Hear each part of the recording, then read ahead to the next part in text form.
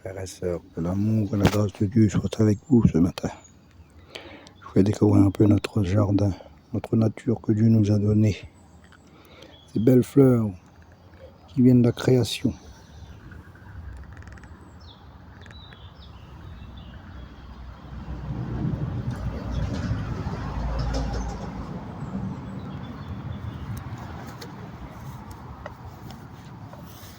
Les apparitions aux amis à Lazare.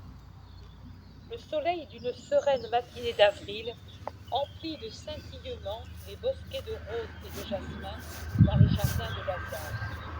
Et de buis et de lauriers, le feuillage d'un grand palmier qui ondule à l'extrémité d'une allée, le laurier très touffu, près du vivier, semble lavé par une main mystérieuse, tant l'abondance de la rosée nocturne en a lavé et couvert les feuillages qui maintenant paraissent couvertes d'un émail nouveau, tant elles sont luisantes et nettes.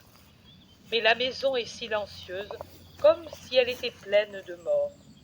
Les fenêtres sont ouvertes, mais aucune voix, aucun bruit ne vient des pièces qui sont dans la pénombre, car tous les rideaux sont descendus.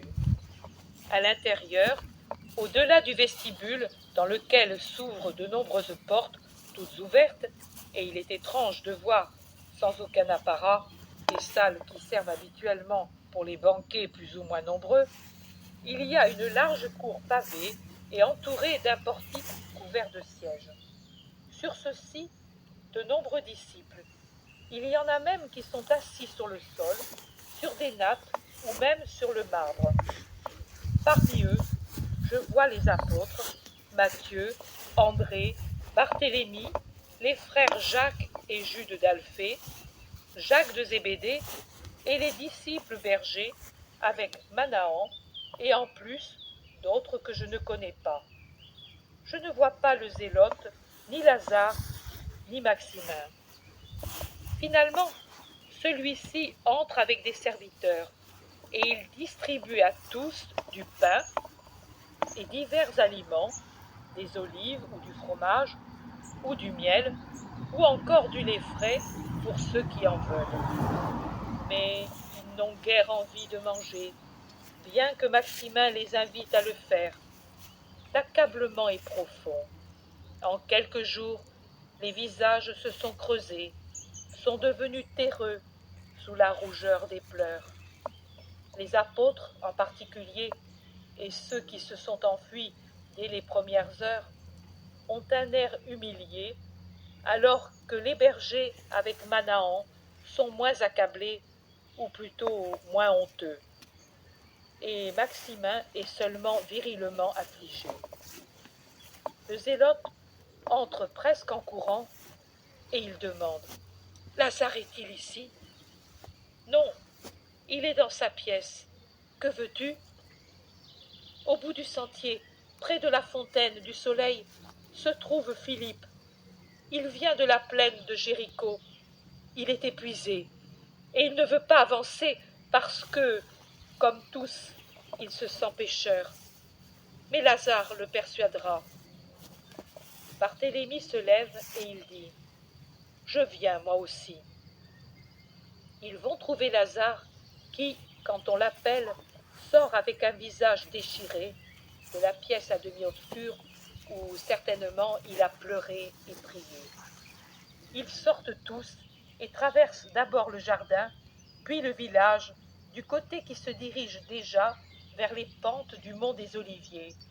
Et puis ils atteignent l'extrémité de ce village, du côté où il se termine avec la fin du plateau sur lequel il est construit, pour continuer uniquement par le chemin de montagne qui descend et monte par des marches naturelles, à travers les monts qui descendent en pente douce vers la plaine à l'est et montent vers la ville de Jérusalem à l'ouest.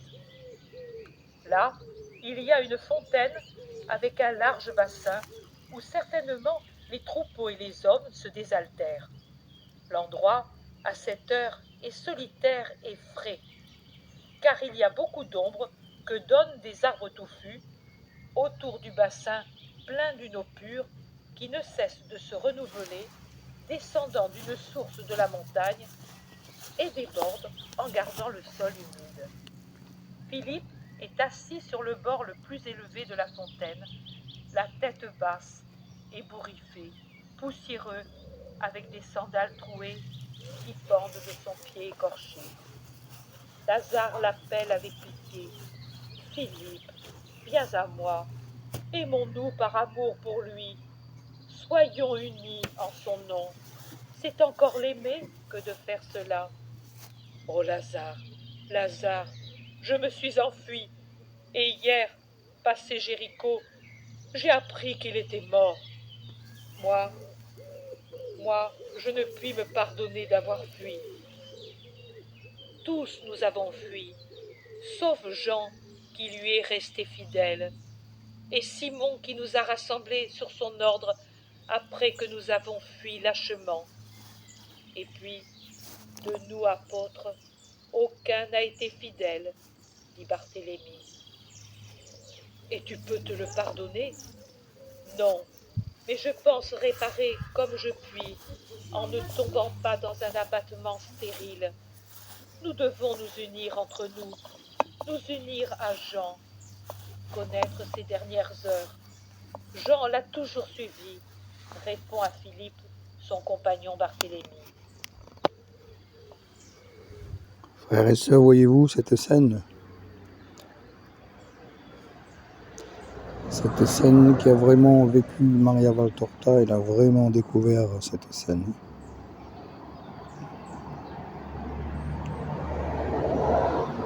Elle a écrit comme elle a vu, comme Jésus lui a dicté aussi, dans cet évangile tel qu'il m'a été révélé de Maria Valtorta. Oui, frères et sœurs, prêtez l'oreille.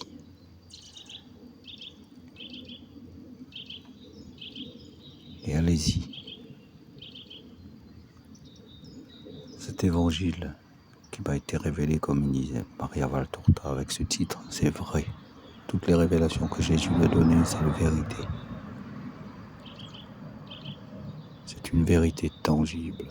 Ça retrace toute la Bible, frères et sœurs. C'est véridique, c'est vrai. Donc vous pouvez le lire et vous pouvez même l'écouter pour aller vers Jésus, pour le chercher, pour le trouver. Car il a bien dit, qui cherche trouve, qui demande reçoit, qui frappe se voit ouvrir. Ça c'est la parole de Dieu, frères et sœurs, dans la Bible elle-même, dans la parole. Parole sacrée de notre Seigneur Jésus-Christ qui nous a donné pour notre temps aussi cet évangile tel qu'il m'a été révélé de Maria Valtorta. Merci mon Dieu d'amour pour tout l'amour que tu nous procures, Seigneur. Que ton règne arrive, Jésus, que ta volonté soit faite sur la terre comme au ciel, Dieu de puissant. Nous te louons, nous te bénissons, nous te rendons grâce et nous te disons merci, mon Jésus. Merci, Seigneur Dieu.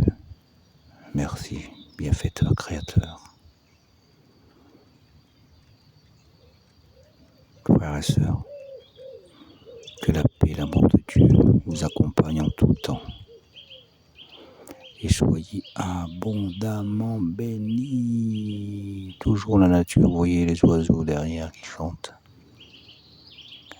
Comme je vous dis, eux ils louent en permanence Dieu. Alors faisons de même. Car c'est notre Sauveur Jésus-Christ. C'est notre Créateur. Louons-le sans cesse toute notre vie. Et il nous donne sa grâce si on lui demande. Merveilleux Créateur. Merci mon Dieu d'amour. Frères et sœurs, soyez abondamment bénis. Amen.